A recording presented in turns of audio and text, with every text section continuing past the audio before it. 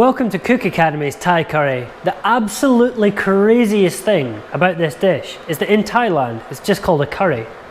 That's lol. If I was watching this, I'd be like, you know what, I'll pay for the year in advance. So I'm going to show you how to make perfect fluffy rice every time. So here we've got 200 grams of rice and we'll just pop that in our pan without anything else in it.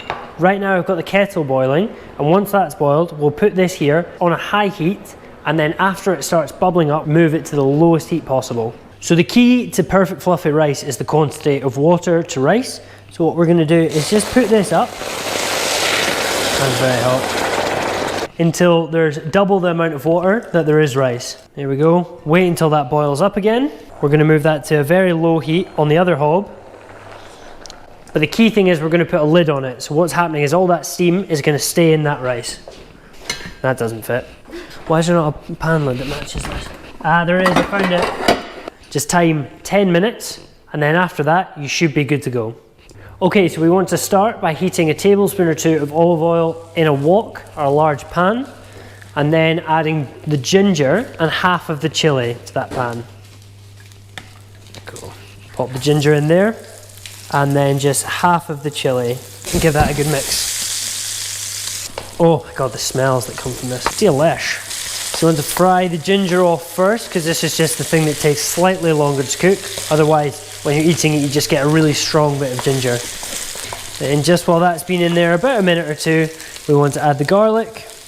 And we want to make sure that that garlic is completely covered in the oil and is frying well. After maybe about a minute or two, we want to put in the Thai red curry paste.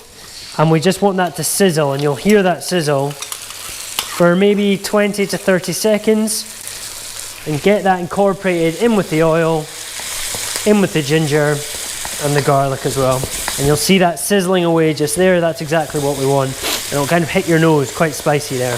Oh my god, that smells nice. Okay, now after that's sizzled for a little bit, we want to add all the coconut milk in at this point.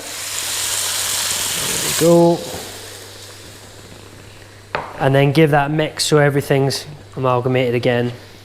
So what we want to do is bring this to the boil, and then we can add the chicken thighs and the baby corn, and then that'll cook away nicely for 10 minutes simmering, I would say. Okay, so as you can see, that's starting to boil away slightly there. You can see the bubbles coming up. So the chicken thighs are going in. Break them apart so they all come away from each other on the slices. And then we also want to add the baby corn in as well. So now we want to leave this simmering for about 10 minutes. If it becomes too much of a boil, then lower the heat a little bit. If you can't see any bubbles, then you want to bring that heat up a little bit. But this is about perfect, what you can see here, that kind of simmer. So once your curry has been simmering for 10 minutes, what you now want to do is pop in your fish sauce and also your brown sugar. So I'll just pop the fish sauce in first, then the brown sugar. Then we want to give that a good mix. And then after that's mixed, what you want to do is actually just give it a little taste. If you would prefer the curry to be a little bit sweeter, you can put in a little bit more brown sugar. If you'd prefer it to be a little bit saltier, you can put in a little bit more fish sauce or just a little bit more salt. So now we're just going to simmer this for another 5 minutes, and then it's ready to plate up with the rice. It's just looking decent. So to make it look pretty, we'll get a ramekin, spoon the rice into there. You kind of want to pat that down until it definitely fills the edges of the ramekin actually inside it. Then keep that vertical and upright, pop your bowl on top of it, and then spin around, place it in the middle, give it a few taps like that, slowly come up, and you have perfect fluffy rice.